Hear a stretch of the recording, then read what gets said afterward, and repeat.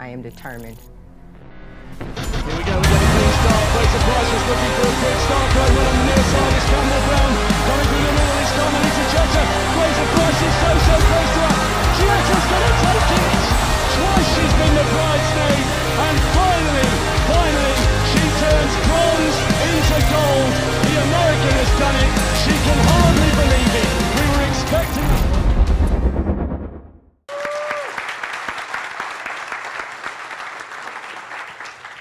Good morning, good morning. I'm so grateful to be here today with you guys. My name is Carmelita Jeter. I am the fastest woman alive. And you're probably thinking, okay, what does she have to do with business and tech? How is this going to translate? How are we going to mix acceleration from the track, drive from the track to the business and tech world? Pretty simple, pretty easy, and I'm going to break it down for you. Trust me, we're going to all be on the same team before I'm done up here. Growing up in Los Angeles, California, I played basketball first. That was the sport of choice. I've met a couple of guys in here that are from Ukraine. My younger brother played for Ukraine at some point in time. So basketball was exactly what we did. Basketball was life. And then I decided, okay, let me go out for the track team. Now, I did not start running track until I was 14 years old in the 9th grade. So that was definitely a late bloomer. Usually people start running track when they're 8 or 9, 5 or 6. But I started at the age of 14. Now, in high school, I was good, but I wasn't great. I wasn't one of the best athletes. So I ended up getting a scholarship at a Division II school, which, of course, a lot of the big-name girls went to Division I schools, went to Kentucky's, went to USC's, went to Harvard's, went to a lot of schools that I just didn't have the skills to go to. So Cal State Dominguez Hills, kinesiology major, ended up running 11.3. It was a great time, but not one of the fastest times. So, of course, Nike, Adidas, Puma, all of these companies, of course, they're not looking for me. I'm only running 11.3, so I'm at the bottom of the barrel, right? And so I think to myself, okay, well, Carmelita, what are you going to do? Because guess what? You need a job.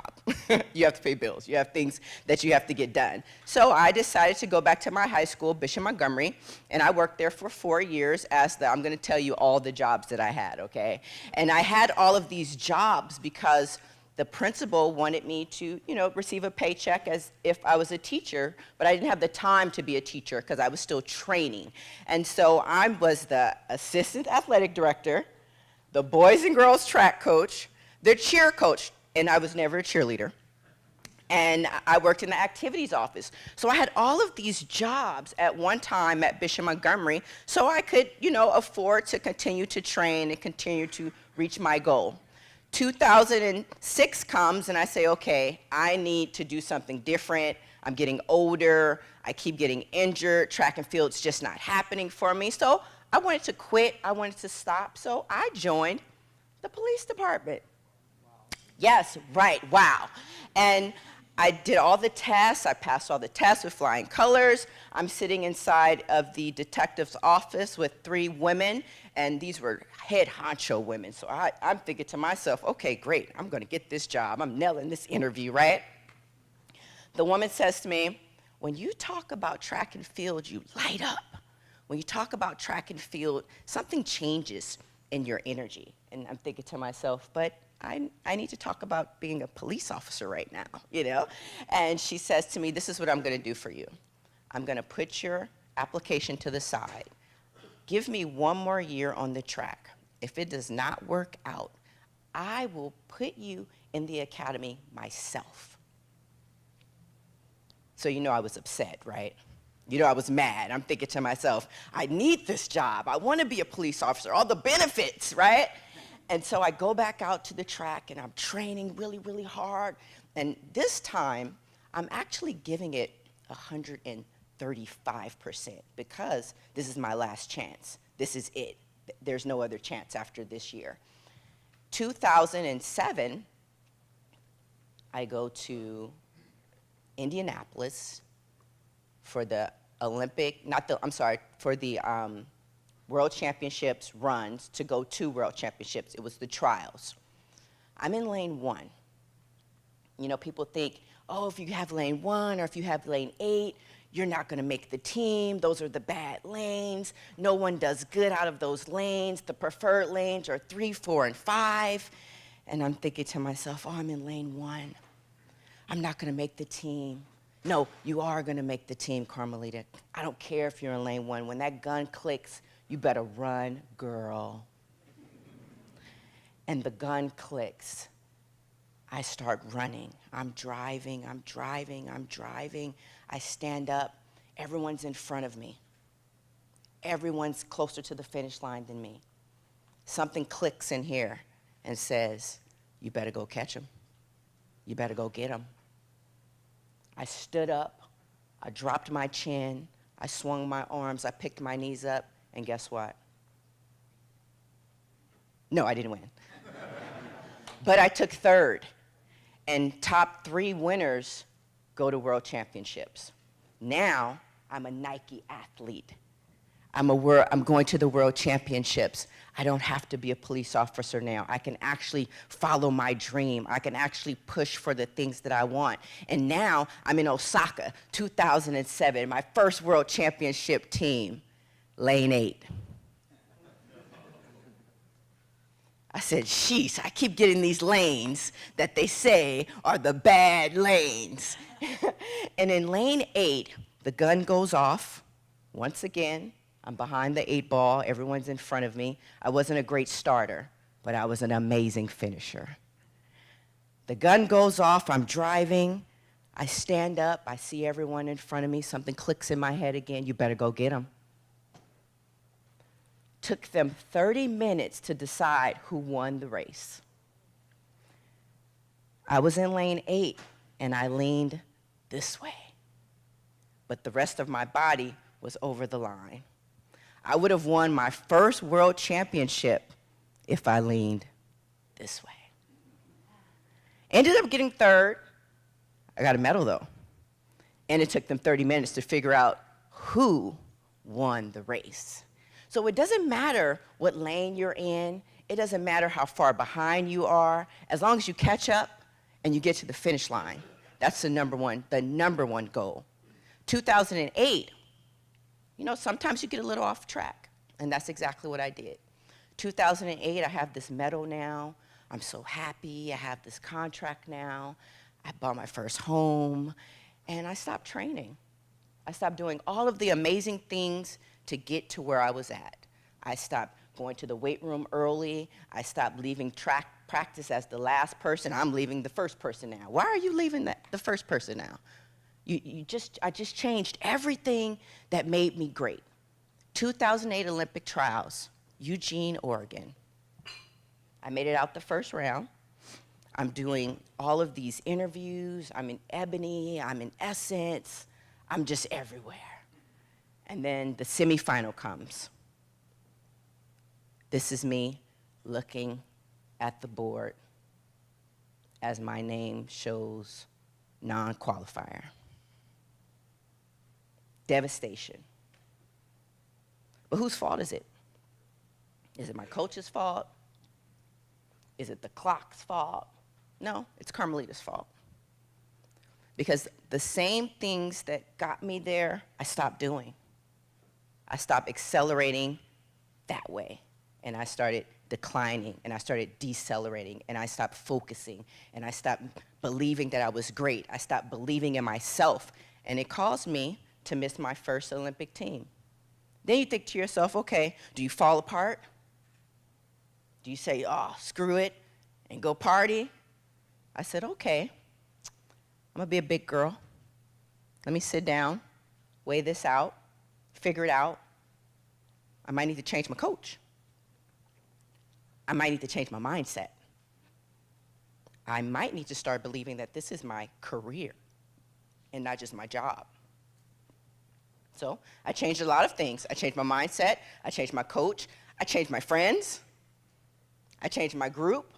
I changed my lifestyle. 2009, I'm upset. I didn't make the team, so guess what? I get a reduction on my contract. But you still have all the same bills. And one thing my father always says is those bills come every 30 days. So now I'm thinking, okay, you have to compete, you have to train, you have to push, you have to fight, you have to drive. 2009, what do? I run 10:64, 10:67, two of the fastest times ever ran by a woman. What was the difference? My acceleration. I'm going to get to that. I changed my weight room. I was extremely strong, extremely powerful. I changed my eating. I ate mostly baked foods, baked chicken, baked fish, many vegetables. I changed my water intake, but I changed the way I ran. And I say that by when I got in the blocks, I drove for 10 to 15 steps. Once I stood up, my eyes were guarded and straight to the finish line. My arms swinging from chin to pocket, chin to pocket. My knees lifting extremely high. My acceleration zone from 30 to 75 meters was vicious. Nobody was able to touch me right there. And I'll say it again, nobody was able to touch me there. My acceleration zone was vicious. I studied. Guess you could say I called myself an assassin. I watched my competitors. I paid attention to my competitors. I watched their moves. I watched their actions. I watched when they walked in the room. I could tell if they weren't ready by their body language. All of this played a factor in me becoming the fastest woman alive. But first, the biggest factor was my failure, and my failure of noticing that I failed because I didn't execute, and I didn't accelerate, and I didn't do the job the way I was supposed to. 2012, I'm at the Olympic Games. 32 years old. I was old, right? That's what they said. That's what they said about me. They said I was old. They said, you're too old to be here. And you know what I think when someone says, oh, you're too old for something, you're not skilled for something, oh, then guess what? You have to show them. And that's exactly what I did. I showed them that the old woman came out with 3 medals in a world record. Gold in the 4x1, silver in the 100, bronze in the 200. Oh, I was in lane 8 for the 200. To say, it doesn't matter what lane you're in. It doesn't matter where you start. It just matters where you finish. For the relay, we have 4 women, but it's a pool of 8 women. Now, all of these women will not compete. All of these women will not have the same energy. All of these women will not have the same chemistry. So when you're picking your team, you have to pick a team of the 4 best athletes. And it's not about speed. It's about confidence, it's about trust, and it's about chemistry.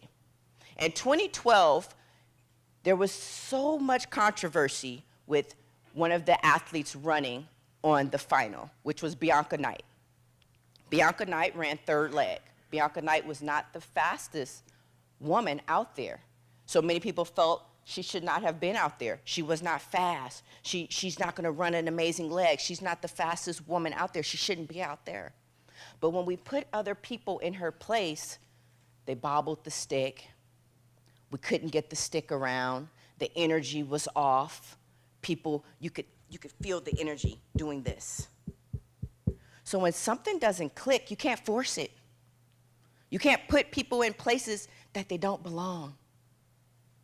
Bianca Knight, the slower of the other 3 women, but we trusted her. We trusted that she was going to get the job done. We trusted the energy. We trusted the chemistry. We trusted that she can run the best curve that we've ever seen. First leg was Tiana Madison. The gun clicks. Tiana shoots out the blocks. She drives for 10 steps. She stands up. Her acceleration path was amazing. She runs into Allison Felix, literally. Runs into her foot. And she was skied all on her leg, bleeding, dripping down her leg. Did she stop? No. Passes the stick. Allison Felix runs down the back stretch, passes it to the person that they felt should not have been on the relay. And when I tell you she opened that third leg up because she had to prove not only to us, to herself, and to the world that she belonged. When she gave me the stick, the steps were 18 steps. Now for track and field, that's insane to give someone 18 steps. Usually you give someone 24 steps, you give someone 21 steps. I gave Bianca 18 because I wanted Bianca right here. I trusted her that much that she wouldn't bobble, she wouldn't budge, she wouldn't click, she would give me that stick and I would bring it home. If you saw the relay, she's screaming to me, Jet! Throws that arm out. My hand is already there because I trusted her. I trusted that she was going to give it to me. When I crossed that finish line and I did this, do you remember that point? Everyone wants to know, what was the point about? Why did you point? What was the point about? The point was, I trust my team. I picked this team, I put this team in place, and guess what? This team just broke a world record. This team just went 40.82 with the bum leg. That's what they called it. I say that to say when you put a team together, you put a team together on trust. You put a team together on heart. You put a team together that you know each person will do the job that needs to be done, and that's what we did in 2012, and that's how we broke the world record. All the other U.S. teams before us had 4 fast people, faster than all of us. But they didn't have the right chemistry. They didn't have the right trust. They didn't have the right vibe, and they didn't have the right acceleration. From first to second to third to fourth, passing the baton is a skill. It's a task. But it cannot be completed if there is no trust, if there is no chemistry. Even when you're accelerating and you're in a race, you're driving for 10 to 15 steps. Now, if you come up too fast on step 3, guess what? You've thrown the race away. The acceleration phase is over.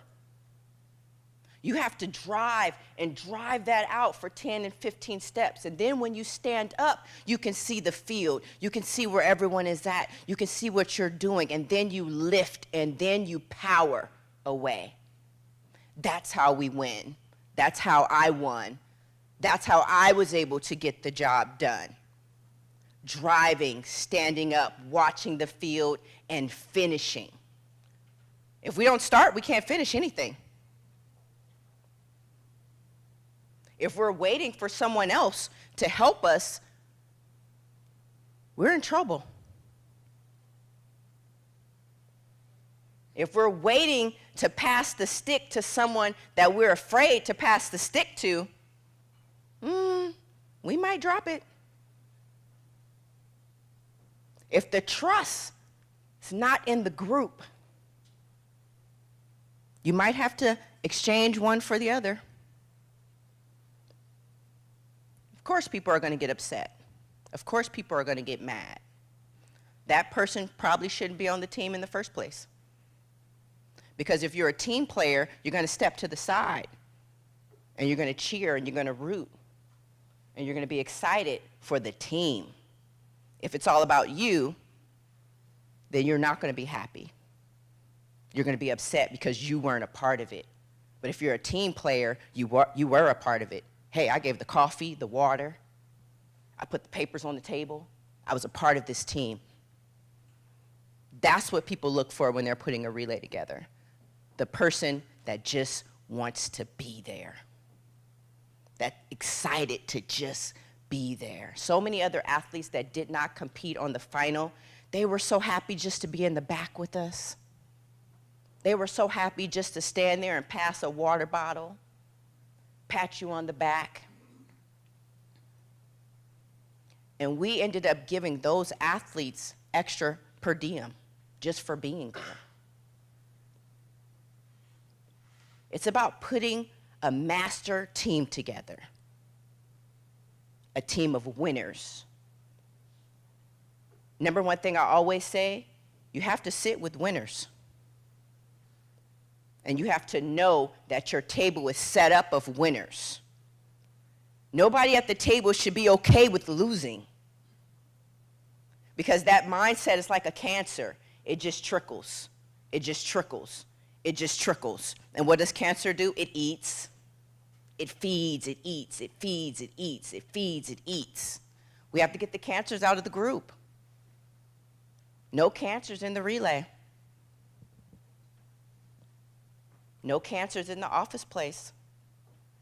When you're lining up, just like how I line up at track meets, or I lined up at world championships, or I lined up at the Olympics, the same mindset goes in the office. The same mindset goes with business and tech. Nothing changes. You are an athlete. You're just a different type of athlete. How fast can you put the email out? How fast can you get that job done? How quickly can your team assemble that project together and make it happen? You're an athlete if you have a body. What kind of athlete are you is the question.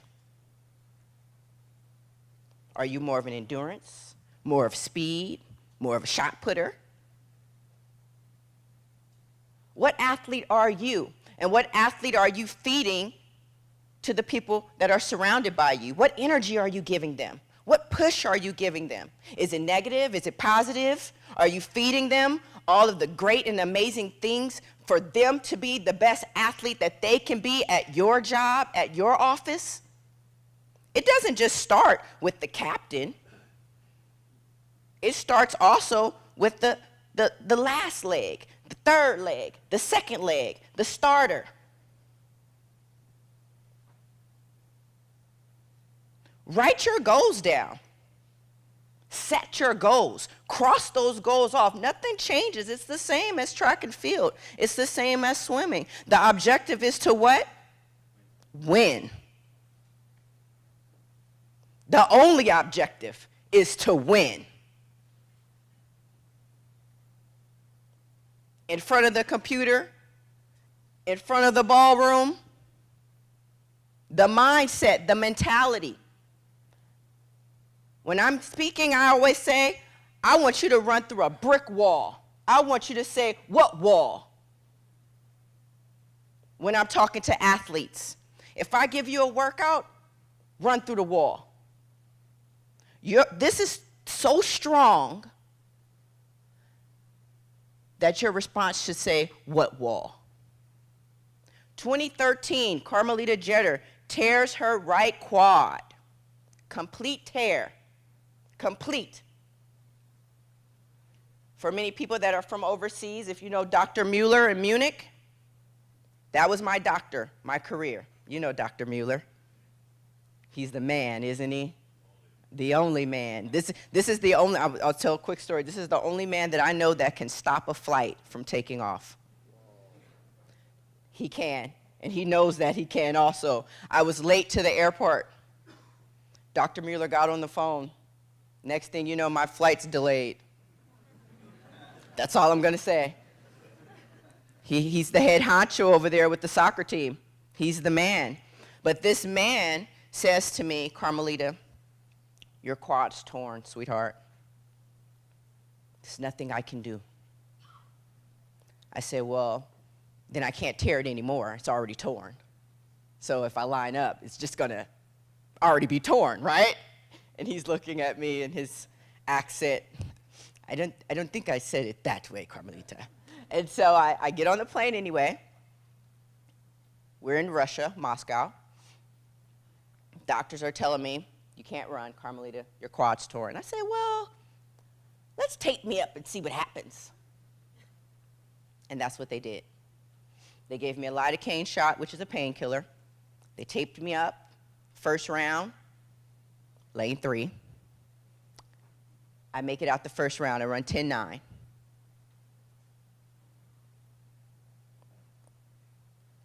Second round, I still have the tape on. I'm thinking to myself, well, if everyone sees me with this tape on my leg, what are they going to think? That I'm hurt.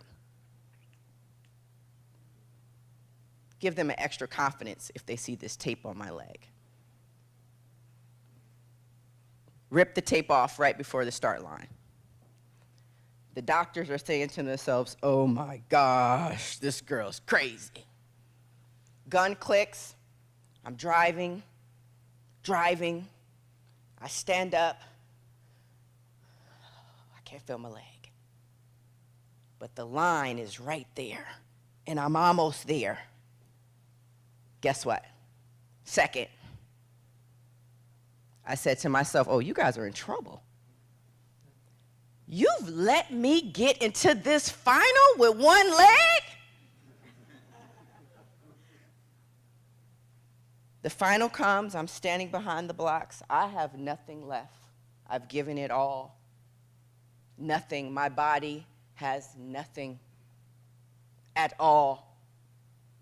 But my mind is a savage. My mind is vicious. My mind said, when this gun clicked, you better run. I drove for 10 steps. I stood up, swinging my arms, lifting my knees. I accelerated from 30 to 70. Everyone starts coming back in the race. And at this point, I'm thinking to myself, just fall, just fall, just fall, just fall the line. Scream over the line, dive over the line, flip over the line. World champion Carmelita Jeter, reigning world champion Carmelita Jeter, gets third on a completely torn quad. Third. The doctor said they didn't understand how I did it. They couldn't understand how I did it. The other competitors in the race stopped celebrating to walk over to me because they couldn't believe that I did it. This is where it starts. It just finishes here, but it starts here. When you walk into the room and you already know that you belong and you are supposed to be there and you are great, everything else falls into place. Everything else accelerates. But every finish has to have a start. Every finish has to have a go. And every finish has to have a team. I didn't do that by myself. I had 2 amazing doctors on staff that massaged my leg, that did everything possible that they could do. I had an amazing coach that made sure I executed and I accelerated down the track. I had a physio that worked so hard those couple days to make sure I just walked home and got on the plane. Nothing starts with one person. I've never met a professional person that made it just because they were great. It's all about your team. It's all about who you set up with you. It's all about your energy. It's all about how you pass the stick around. And it's all about how people could care less if they get the credit. They know their job. They know what they did. They know what they made happen. They know how they executed it. Everybody won a bronze medal that day, not just me. And I thank them, and I thank them because I could not have done it all without them. Yes, this is a savage. But that team that I had holding my hand and pushing me through, they were savages.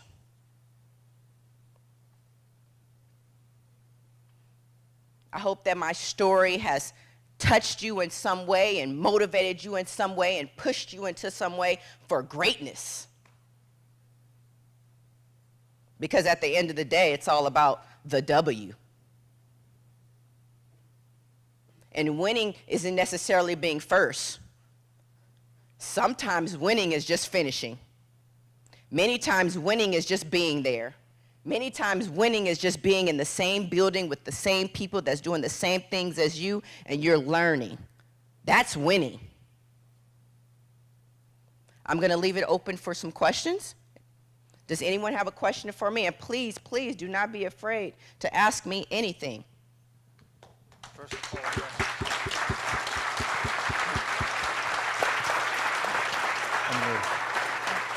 job. What a motivational presentation, truly inspirational.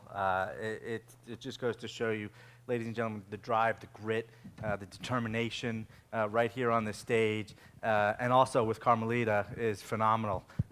That was a joke. Okay, we do have a question. Yes, go ahead. Carmelita, I had heard a rumor that you were considering competing in Korea. Will we see you on a future U.S. bobsled team? Very good question. I was going to compete in bobsled. Unfortunately, my quad just started acting up again, and I've done this for so many years to where I've pushed my body to the limit. I've pushed my body to the limit, and I said, you know, this time I'm going to let my body rest. I'm going to let my body heal, and that's why I didn't join bobsled. But they were trying to figure out every way to just get me on the team without even having to audition or compete, because we didn't want to risk tearing the quad again before I went over. So I didn't think it was fair to just be put in a position just because of my name, just because of my speed, when other women were working just as hard or harder than me to be there. So I declined, but maybe one day we might see me. I have a question for you, Carmelita. What was the proudest moment of your professional career? The proudest moment of my professional career. Well, I have a couple of moments. The first moment I would say would be graduating from college. I was not a student. I was an athlete. And so going to school just, you know, I just went because I ran track, but I was the first person in my family to graduate. And all that did was trickle down to my little brother and trickle down to my sister. And so I ended up being, I guess you can say, an icon in my own home because I motivated them to do the same thing. My brother graduated from Portland University. My younger sister's at Clark University in Atlanta. So I'm very proud that I'm a college graduate. But my proudest professional moment would have to be breaking the world record in 2012. It was a moment for so many reasons. I had lost my aunt to breast cancer that year. That's why Team Jet, my logo with the person running in pink, represents my aunt, represents breast cancer. And it was a tough year for me in 2012 because I had to be a professional when the only thing I wanted to do was cry. I had to smile and wave and do interviews and do all of these amazing things, but inside I was completely vulnerable and very unhappy. And I didn't even want to compete. And I said to myself, okay, my aunt would be so disappointed in me right now if I didn't make this team, if I didn't give it my all, everything would be worthless. And the greatest moment was the relay because I was done. I was done competing. All of the energy and the emotions and everything that I was going through, her not being there, but her daughter came for me. When I crossed the finish line and pointed, it was all of that. It was like, I did it, Auntie. I made it. We broke the world record. I did all of these amazing things. So that was my moment. 2012, crossing the finish line, 40.82. That's fantastic. You know, when you compete at your level, there's got to be something that makes you unique, that drives you to be better. What is it about you that motivates you to compete, not just to be fast, but to be the fastest? I would have to say my biggest motivation was my father. My father would come to all of my track meets when I was younger, and he worked, and he would have to get off of work early just to be there. And my mom couldn't come on the weekdays because she didn't get off of work till 6, so she always showed up to my Saturday track meets. And so my dad would always almost miss the relay because of traffic or something, and I would hear him in the parking lot if I was on the lines, and he would scream out my name so I'd know he was there. And the one thing my dad used to always call me was Big Dog, and that was his thing.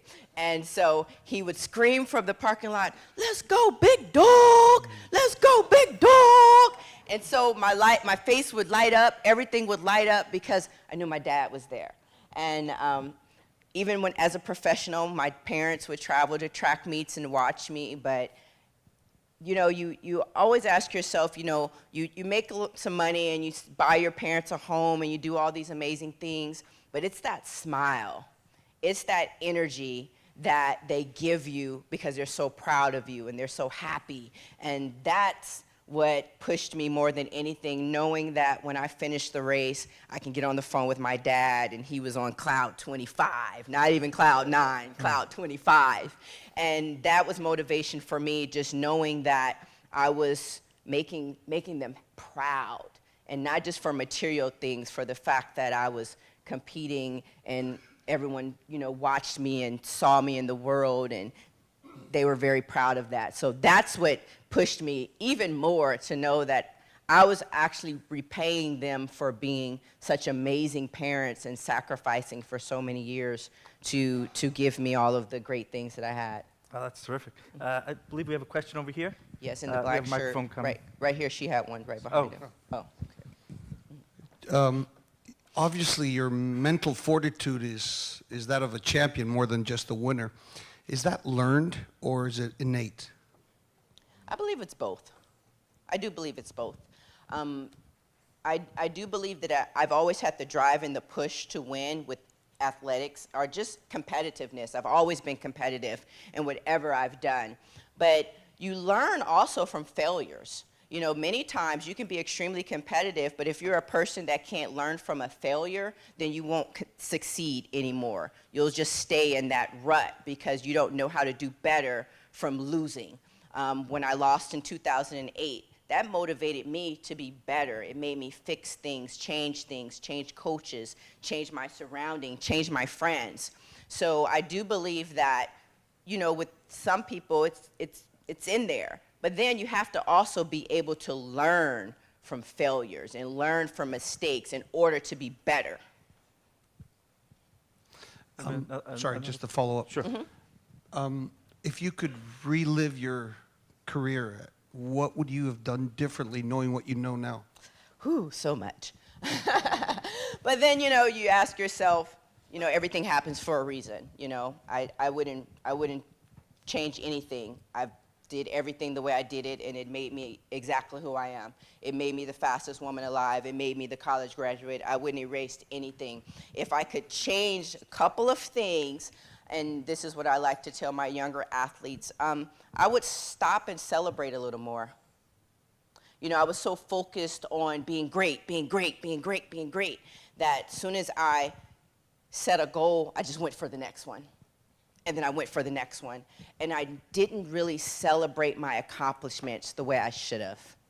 And that's the one thing that I do regret, because I did some amazing things. And the team around me did some amazing things. And we were so focused on the next goal that many times I didn't stop and smell the flowers. Do we have a Question from this side, Carmelita? Carmelita? She has one right here. She's been waiting.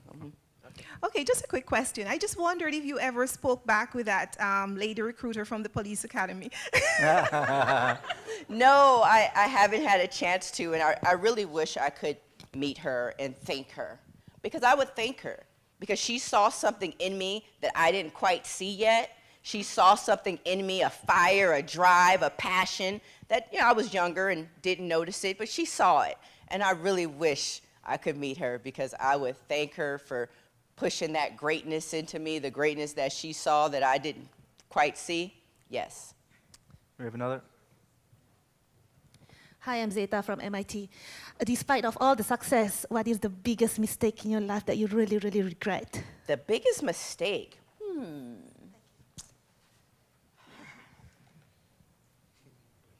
I would have to say my biggest mistake, and I learned from it, you know, and you learn from everything. But in 2009, World Championships, Berlin, first round, I run 10.8. I accelerate, I drive, I stand up, I do everything perfectly. Second round, I run 10.8 again. I accelerate, I drive, I accelerate, I stand up, I do everything perfectly. The final, I did none of that. I got cocky. I got arrogant. I didn't drive. I didn't accelerate. I didn't stand up and run. I threw everything out the window. Everything that I learned, everything that I practiced, everything that I trained. I did absolutely nothing right. And I got third.